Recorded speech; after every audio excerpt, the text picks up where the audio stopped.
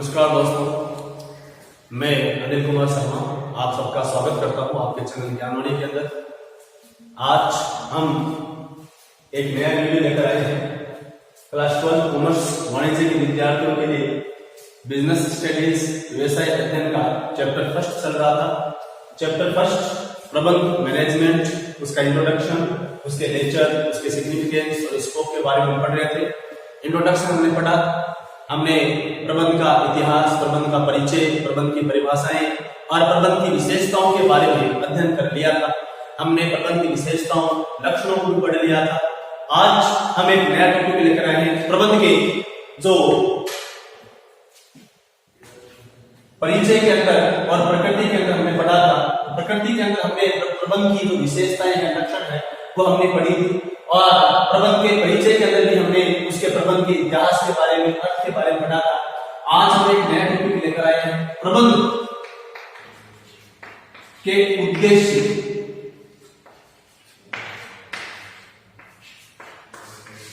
प्रबंध के उद्देश्य क्या है, ऑब्जेक्टिव्स क्या है, उसके ऑब्जेक्टिव क्या है, कि प्रबंध एक संगठन में क्यों स्थापित किया जाता है, प्रबंध का कार्य करना उस संगठन में क्यों महत्वपूर्ण है, प्रबंध उस संगठन में क्यों उद्देश्यपूर्ण आएगा, क्योंकि प्रबंध एक उद्देश्यपूर्ण प्रक्रिया है।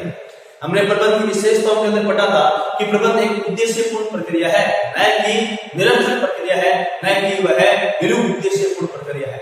उद्देश्य एक ही होता है, लागत को कम करना, लाभ को बढ़ाना, उत्पादन प्रक्रिया को बढ़ाना, संगठन की प्रभावशीलता में वृद्धि करना, ये सब प्रबंध के उद्देश्य है।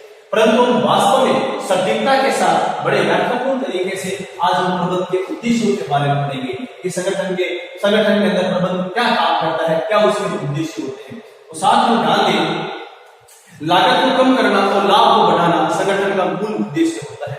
और अगर हम कहें कि प्रबंध का उद्देश्य और क्या होता है, संगठन के जितने भी पक्षकार है, जितने भी आंतरिक और बाहरी पक्षकार है, उन सबकी आकांक्षाओं को, उन सबकी इच्छाओं को संतुष्ट करना और संगठन को बिना किसी बाधा के निरंतर रूप से संचालित करना प्रबंध का मूल उद्देश्य होता है।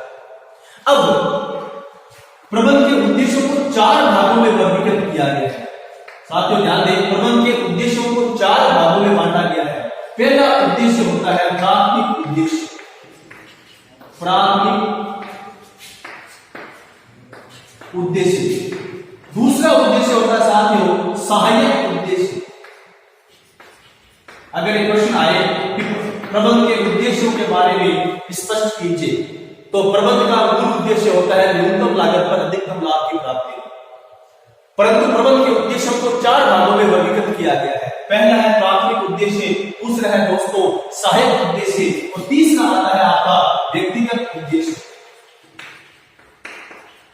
और चौथा आता है साथियों सामाजिक उद्देश्य।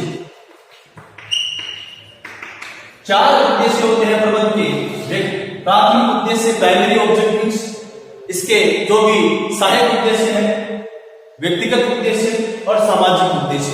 ये 4 उद्देश्य संगठन के बारे में स्पष्ट व्याख्या करते हैं, संगठन के मूल महत्व के बारे में स्पष्ट करते हैं। तो सबसे पहले साथियों हम स्पष्ट करेंगे प्राथमिक उद्देश्य। प्राथमिक उद्देश्य क्या होता है, प्राइमरी ऑब्जेक्टिव क्या होता है, संगठन के अंदर एक प्रबंध की क्षमता क्यों वहां पर स्थापित की जाती है, उसका मूल उद्देश्य क्या होता है, हम यहाँ पर पढ़ेंगे। तो प्राइमरी जो ऑब्जेक्टिव है, जो प्राथमिक उद्देश्य है, वो संगठन का क्या होता है। मैंने पहले आपको बताया है कि संगठन में एक ही उद्देश्य होता है, लागत कम और लाभ ज्यादा। लागत कम हो और लाभ ज्यादा हो, यह संगठन का मूल उद्देश्य होता है। इस उद्देश्य की प्राप्ति किस प्रकार की जाए, हम यहाँ पर पढ़ते हैं। प्राथमिक उद्देश्य के अंदर हम यहाँ पढ़े कि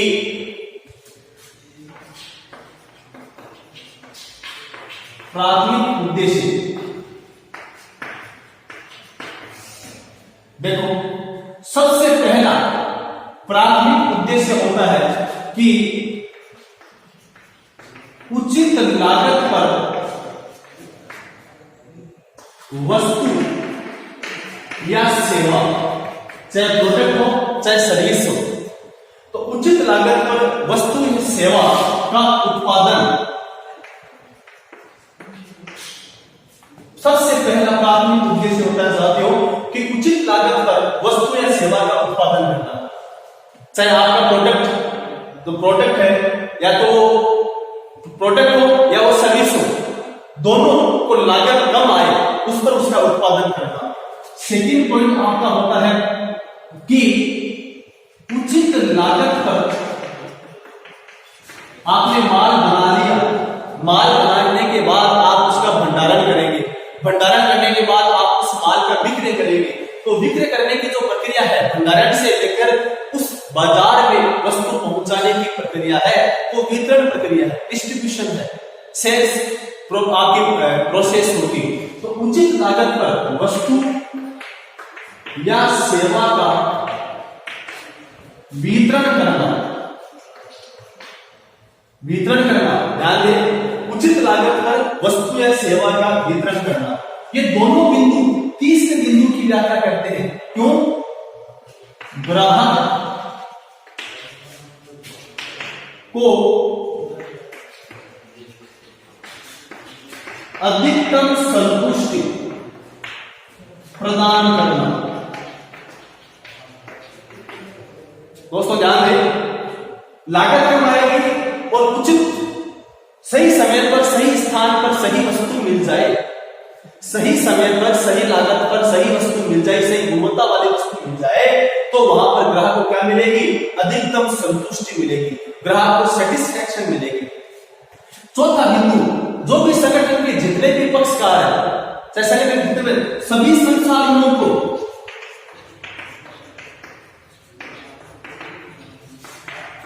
उचित पारिश्रमिक देना, उचित पारिश्रमिक देना। ध्यान दें दोस्तों, सभी संसाधनों को उचित पारिश्रमिक देना। जो भी मानव संसाधन है, सबसे मूल मानव संसाधन, काम करने वाले कर्मचारी को अगर सही समय पर वेतन मिल जाए, जो भी माल देने वाला सप्लायर है, जो भी लेनदार है, जो भी देनदार है, चाहे जो अन्य पक्षकार है, चाहे सरकार है, कोई भी पक्षकार है, उसे सही समय पर सही उचित पारिश्रमिक प्रदान करना, उसका जो रेम्यूनरेशन है उसे देना, ये भी प्राथमिक उद्देश्य के अंदर आता है। तो हमने 4 यहाँ पर प्राथमिक उद्देश्य पढ़े साथियों। ध्यान दें, उचित लागत पर वस्तु या सेवा का उत्पादन करना, उचित लागत पर वस्तु या सेवा का वितरण करना, ग्राहक को अधिकतम संतुष्टि प्रदान करना, सभी संसाधनों को उचित पारिश्रमिक देना, ये प्रबंध के प्राथमिक उद्देश्यों में आते हैं। अब हम दोस्तों सेकंड हमारा जो उद्देश्य है, जिसे हम सहायक उद्देश्य कहते हैं, जिसका नाम ही है सहायक उद्देश्य।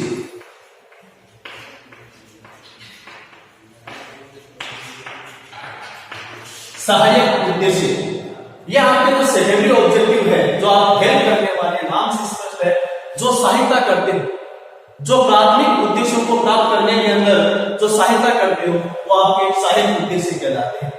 तो सहायक उद्देश्यों के अंदर बहुत ही महत्वपूर्ण है वह उद्देश्य जो प्राथमिक उद्देश्यों को प्राप्त करने में महत्वपूर्ण भूमिका निभाते हैं, वो सहायक उद्देश्य कहलाते हैं। इसके अंदर जितने भी संसाधन है, संसाधनों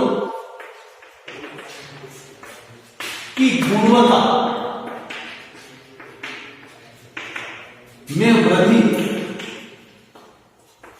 चाहे मानवीय संसाधन है, चाहे भौतिक संसाधन है, चाहे वित्तीय संसाधन है, सभी संसाधनों की लगातार निरंतर गुणवत्ता में वृद्धि करना, उसकी क्वालिटी मेंटेन करना।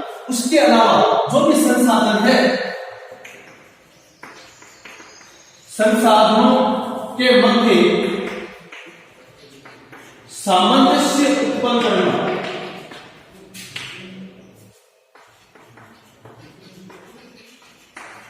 संसाधनों के मध्य सामंजस्य उत्पन्न करना। अगला हम कह सकते हैं संसाधनों का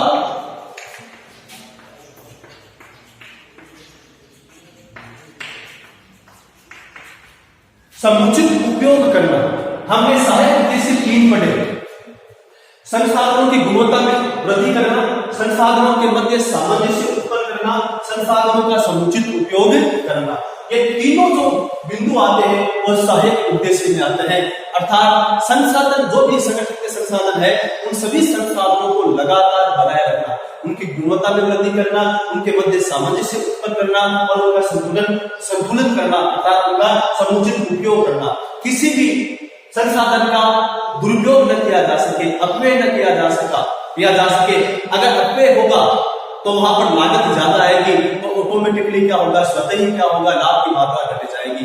तो अगर संसाधन के ऊपर अगर ध्यान दिया जाए तो क्या होगा, लागत के ऊपर पूर्ण नियंत्रण स्थापित किया जा सकता है और लागत पर नियंत्रण स्थापित करके हम संगठन की जो लाभदायक क्षमता है उसमें वृद्धि कर सकते हैं। तो संसाधन जितने भी है, चाहे मानवीय है, चाहे भौतिक है, निजी है, उनकी गुणवत्ता क्वालिटी मेंटेन करना, उस क्वालिटी को मेंटेन करते हुए संसाधनों के मध्य सामंजस्य उत्पन्न करना और संसाधनों का समुचित उपयोग करना, यह आपके सेकेंडरी जो सहायक उद्देश्य आते हैं उनके अंदर सम्मिलित किए जाते हैं। थर्ड हमारा जो आता है साथियों, वो आता है थर्ड व्यक्तिगत उद्देश्य। व्यक्तिगत उद्देश्य जो पर्सनल ऑब्जेक्टिव है संगठन के अंदर, जो व्यक्तिगत उद्देश्य है, संगठन के जितने भी पक्षकार हैं, संगठन के मानवीय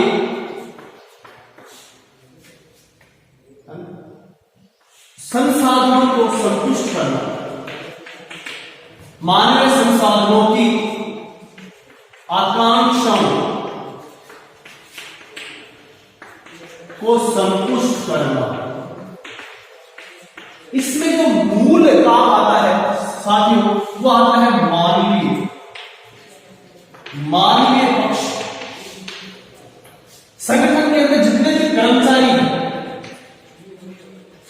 जितने भी काम करने वाले कर्मचारी हैं, उन सभी कर्मचारियों को संतुष्ट करना, उनकी इच्छाओं की पूर्ति करना, उन्हें सही समय पर वेतन देना, पारिश्रमिक देना, उन्हें सही समय के ऊपर पदोन्नति देना और उनके ऊपर निर्देशन कार्य करना, उनका अच्छा नेतृत्व करना, उन्हें अभिप्रेरणा क्षमता प्रदान करना, ये सभी व्यक्तिगत उद्देश्य में आता है।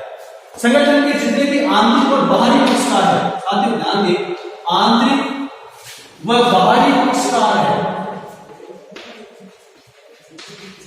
चाहे संगठन के कर्मचारी है, चाहे बाहरी पक्षकारों में लेता है, देनदार है, चाहे वह पूर्ति करता है, चाहे वो बैंक है, चाहे वो अन्य वित्तीय संगठन है, जितने भी बाहरी पक्षकार है उनकी भी आकांक्षाओं को पूर्ति करना, उनकी आकांक्षाओं को संतुष्ट करना इस व्यक्तिगत उद्देश्य की श्रेणी में माना जाता है। तो संगठन के जितने भी मानवीय पक्ष से संबंधित जितने भी पक्षकार है उनकी इच्छाओं को, उनकी आकांक्षाओं को संतुष्ट करना, आंतरिक और बाहरी पक्षकार जितने भी है उनकी इच्छाओं को पूर्ति करना इस व्यक्तिगत उद्देश्य की श्रेणी में माने जाते हैं। और साथ ही चौथा उद्देश्य, जो अंतिम उद्देश्य हमारा प्रबंध के उद्देश्यों में सम्मिलित किया गया है, वो होता है आपका सामाजिक उद्देश्य। सामाजिक उद्देश्य तो सोशल फैक्टर है समाज, क्योंकि समाज जो भी एक संगठन है वो समाज से ही सब कुछ प्राप्त करता है। तो समाज के बारे में सोचना, समाज के पक्षों को संतुष्ट करना, समाज के पक्षों को संतुष्ट करना। अब देखो, क्योंकि कोई भी संगठन है जितने भी संसाधन प्राप्त करता है समाज से ही प्राप्त करता है। यदि एक अध्याय में आपके सिलेबस में शामिल किया गया है कि प्रबंध का सामाजिक उत्तरदायित्व, प्रबंध का सामाजिक उत्तरदायित्व, प्रबंध का निगम के सामाजिक उत्तरदायित्व, तो ये जो सामाजिक उत्तरदायित्व है वो इस सामाजिक उद्देश्य की श्रेणी में आता है। समाज के जितने भी वर्ग है, समाज के जितने भी वर्ग है, चाहे वो गरीब वर्ग है, चाहे वो मध्यम वर्ग है, चाहे वो अमीर वर्ग है, जितने भी वर्ग है, समाज के सभी वर्गों को, सभी वर्ग को संतुष्ट करना, समाज के सभी वर्ग है उन सभी वर्गों को क्या करना, संतुष्ट करना, उन्हें उचित समय पर और उचित लागत पर और उचित स्थान पर वस्तु या सेवा प्रदान करना।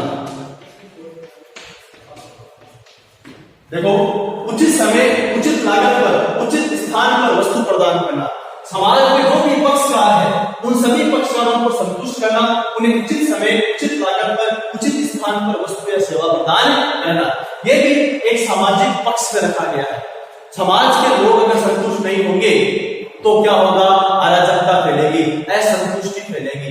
तो उस असंतुष्टि के पक्ष को शांत करने के क्या करता है, सामाजिक उद्देश्य को मूल श्रेणी में मानता है।